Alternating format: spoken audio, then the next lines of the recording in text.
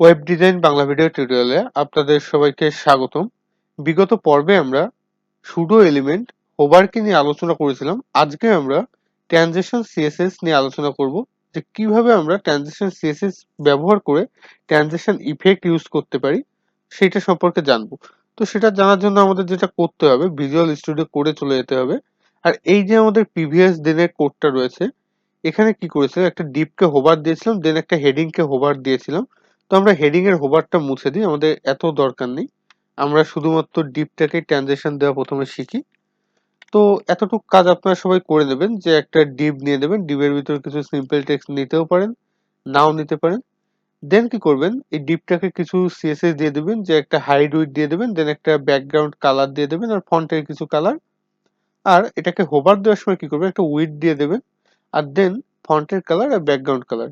এইটুক কাজ আপনারা করে নেবেন। আর এটার আউটপুট হলো এই যে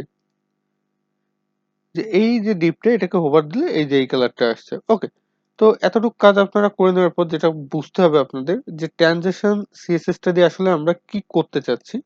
আপনারা ভালো করে খেয়াল করেন, আমরা যখন এই যে ডিপটার উপর যখন কার্সারটা নিচ্ছি, তখন কিন্তু সঙ্গে সঙ্গে এই যে ডিপটা, এটা কিন্তু চেঞ্জ হয়ে যাচ্ছে, মানে হোভার ইফেক্টটা সেই সময় কাজ করছে।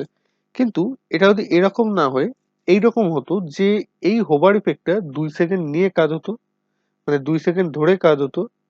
আই মিন, এই যে ডিপের কালারটা, এই যে ব্লু কালার ছিল আগে, ডিপ ব্লু, দেন এই যে হালকা ব্লু যে কালারটা হলো, এই কালারটা যদি 1 সেকেন্ড ধরে চেঞ্জ হতো, তাহলে কিন্তু দেখতে আরো সুন্দর দেখাতো। বা এই যে ডিপের সাইজটা এই যে বড় হচ্ছে, এই যে উইডটা, তো এই উইডটা যদি আরো 1 সেকেন্ড টাইম নিয়ে বড় হতো, তাহলে কিন্তু আরো খুব সুন্দর দেখাতো।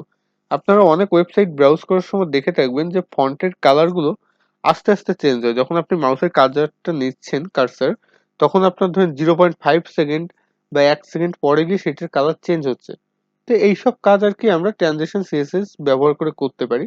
তো ধরেন আমরা এখন কি করব, প্রথমে এই যে যে ডিভের কালারটা আছে, ডিভের কালারটা চেঞ্জ হচ্ছে, এটাকে আমরা 1 সেকেন্ড টাইম নিয়ে চেঞ্জ করাবো। ওকে, তো সেটা করার জন্য যে কাজটা করতে হবে, এই যে প্রথম যে এটা আছে, যে আমরা এই যে বেসিক যে সিএসএস দিয়েছিলাম মাই ডিভকে, এইটার ভিতরে আমাদের ট্রানজিশন সিএসএসটা লিখতে হবে। এটা কিন্তু ভালো করে খেয়াল করবে, যে ট্রানজিশন সিএসএস কিন্তু আমরা এই যে হোভার যে সুডো এলিমেন্ট আছে, এটার ভিতর দেবো না, আমরা কিন্তু দেবো যে মেইন যে সিএসএসটা আমরা অ্যাপ্লাই করেছি এই যে ক্লাসে, এইটাতে দেবো। ওকে, তো এইটাতে আমরা জাস্ট সিম্পলি ট্রানজিশন লিখে দেব।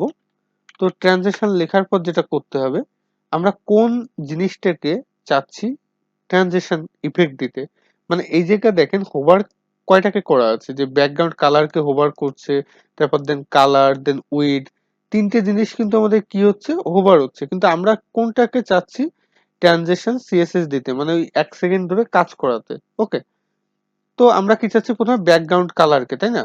তো আমরা কি করব, এই জায়গায় জাস্ট সিম্পলি ব্যাকগ্রাউন্ড কালারকে লিখে দিতে হবে। আপনারা লিখে দেবেন এটা ব্যাকগ্রাউন্ড কালার, আর দেন একটা স্পেস দেবেন। দেন আপনারা বলে দেবেন যে কত সেকেন্ড ধরে আপনারা চাচ্ছেন এই কাজটা হতে। ধরেন আমি চাচ্ছি 1 সেকেন্ড ধরে। ওকে, তো আমি সেটুকু লিখে দিলাম যে 1 সেকেন্ড ধরে ট্রানজেকশন হবে ব্যাকগ্রাউন্ড কালারের। ওকে, তো এবার সেভ করি। সেভ করে যদি আমরা আউটপুটটা দেখি, তাহলে দেখেন কি হয়। এই যে দেখেন, কিছুই কিন্তু বোঝা যাচ্ছে না। ওকে, কিন্তু আমরা যখন এই যে কার্সারটা যখন আমরা এটার উপর নেব, তখন আপনি দেখবেন যে ডিপটা উইড কিন্তু সঙ্গে সঙ্গে চেঞ্জ হয়ে যাবে, কিন্তু কালারটা একটু টাইম নিয়ে চেঞ্জ হবে। এটা ভালো করে লক্ষ্য করবেন।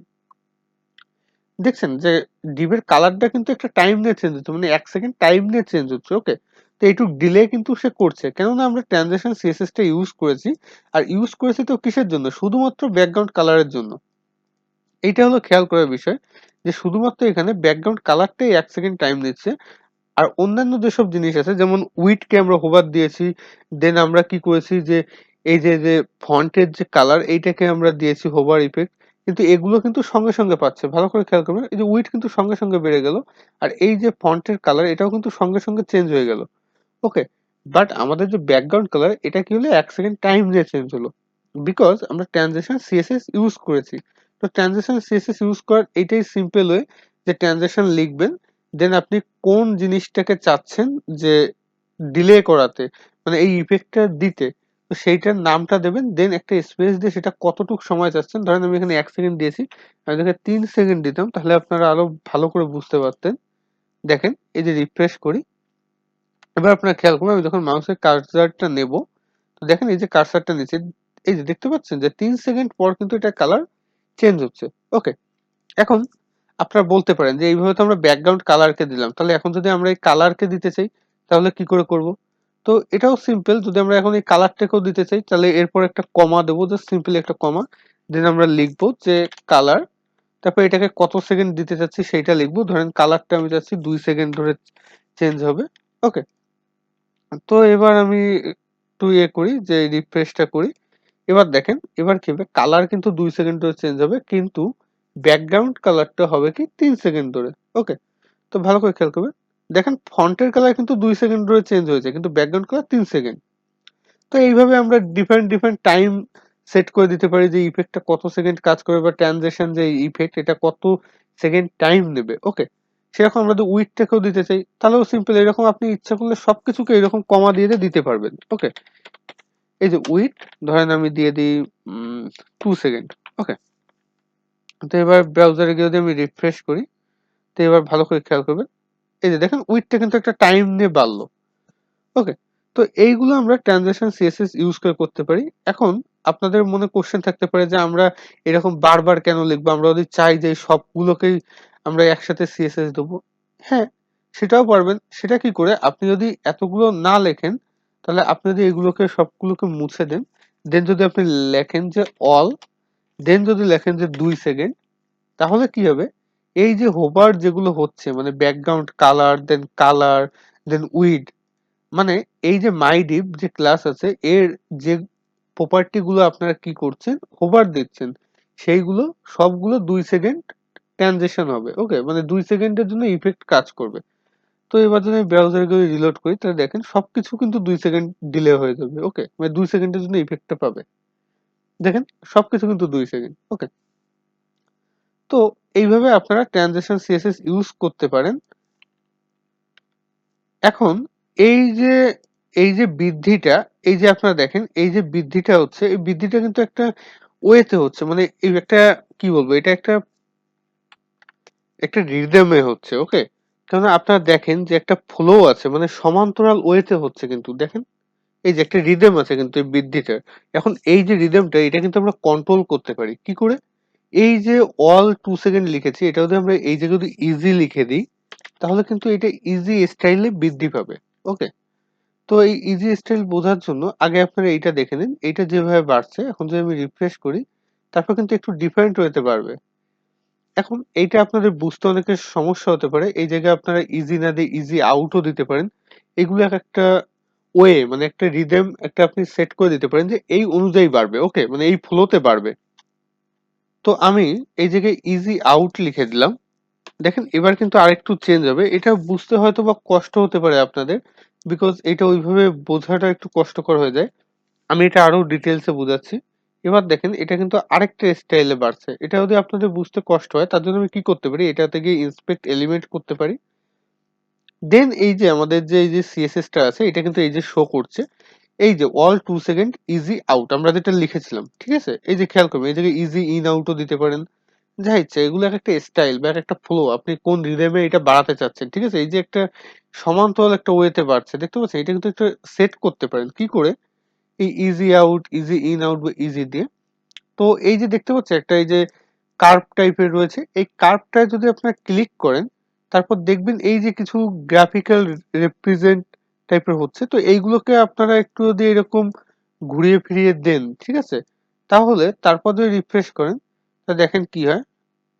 এই যে আমি যখন মাউসের কার্সারটা নিচ্ছি খেয়াল করবেন ভালো করে, এই যে একটা আলাদা একটা স্টাইল চলে আসে, এই যে বাড়লো কিভাবে, এই দেখুন এখনো বাড়ছে, ঠিক আছে।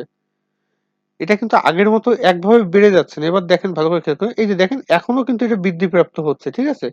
কমাটা আপনারা খেয়াল করবেন যে দেখেন এখনো কমে, কত টাইম নিয়ে কমছে, কিন্তু আমরা আগে যেটা করেছিলাম সেটাই কি হচ্ছিল, একটা ফ্লো ছিল আলাদা, এই যে বাড়ছে এবার থেমে গেছে, ঠিক আছে, আর এই যে কমছে একটা সমান্তরাল ওয়েতে কমছে বাড়ছে, ঠিক আছে।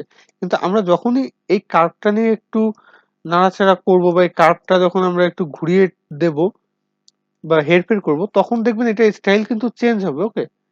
এখন আপনি এই জায়গা থেকে পছন্দ মতো স্টাইল চুজ করতে পারেন, আপনার কোনটা পছন্দ সেরকম স্টাইল চুজ করতে পারেন। দেখেন এবার কত তাড়াতাড়ি বেড়ে গেল আবার একটুখানি কমে গেল, ঠিক আছে। এটা কিন্তু আপনারা খেয়াল করবেন। আমি এই ফ্লোটার কথাই বলছি, এই রিদমটার কথা। যে এইগুলো আপনারা সেট করতে পারেন।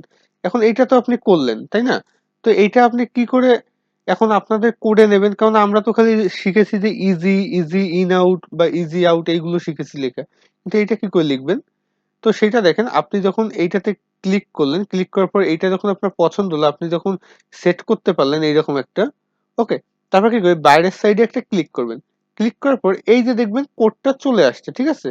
এই যে কিউবিক এই যে লেখাটা এটাকে কপি করবেন এই জায়গা থেকে, দেন কি করবেন? এই জায়গায় পেস্ট করে দেবেন। এই ইজি আউটের উপর পেস্ট করে দেবেন এই জায়গাটায়। তো যখনই এটা পেস্ট করে দেবেন তখন কি হবে? এই যে আপনি যে অ্যানিমেশনটা দিয়েছেন বা এই যে যেটা করলেন এই কাজটা কিন্তু তখন এপ্লাই হয়ে যাবে। এখন যদি আমি রিলোড করি, এখন যদি আমি এটার উপর কার্সারটা নিই তাহলে দেখেন কিভাবে বৃদ্ধিটা হচ্ছে। দেখছেন? একটা খুবই তাড়াতাড়ি একটা বৃদ্ধি হচ্ছে দেন আবার একটুখানি কমে যাচ্ছে। ভালো করে খেয়াল করবেন। তো এই ফ্লোটা যাই হোক ভালোই লাগছে। এইরকম থাকুক। তো আমরা এইভাবে আরকি করতে পারি। ট্রানজিশন সিএসএস এর ইউজ করতে পারি। আরো যদি আপনি চাইতেন যে এই জায়গায় যদি হাইট দেবেন ধরেন হাইটও একটু দিয়ে দেন। হাইট দেবেন ধরেন 500 পিক্সেল। ওকে? তো এটাও আপনারা করতে পারেন। যেহেতু ওয়াল দেওয়া আছে সেহেতু কি হবে হাইটটাও ইফেক্ট প্রাপ্ত হবে এবং এটা 2 সেকেন্ড ডিলে করে হাইটটা বাড়বে। আর এটা কোন স্টাইলে বাড়বে? এই যে এই স্টাইলে বাড়বে। ওকে, জেনারেলি কিন্তু আমরা ইজি স্টাইলটা ইউজ করে থাকি। আপনারা যখন একটা ওয়েবসাইট ক্রিয়েট করেন তখন দেখবেন যে বেশিরভাগ জায়গায় ইজি করছেন যে অল 2 সেকেন্ড ইজি। ওকে, ট্রানজেকশন অল 2 সেকেন্ড ইজি এইরকম থাকে। ওকে, মানে এইরকম করা হয়। তো যাই হোক, রিলোড করলাম। এবার যখন এই কার্সারটা নেব, খেয়াল করেন এই যে কিভাবে বাড়লো দেখতে পাচ্ছেন? একটু জুম আউট করে দিই। এবার দেখেন। তো এইভাবে আমরা ট্রানজিশন সিএসএস এর ব্যবহার করতে পারি। তো আপনারা বেশি বেশি করে প্র্যাকটিস করবেন বাসায় বসে, এতে করে হবে কি আপনাদের স্কিল ডেভেলপ হবে। তো যাই হোক, পরবর্তী পর্যায়ে আমন্ত্রণ জানিয়ে আজকে এখানেই বিদায় নিচ্ছি। ধন্যবাদ সবাইকে সাথে থাকার জন্য। যেহেতু নতুন চ্যানেল সেহেতু সাবস্ক্রাইব করবেন, লাইক করবেন, কমেন্ট করবেন অ্যান্ড কমেন্টে আমাকে প্রবলেম গুলো বলবেন, আমি সলভ করে দেওয়ার চেষ্টা করব। আর ধন্যবাদ সাথে থাকার জন্য। ধন্যবাদ সবাইকে।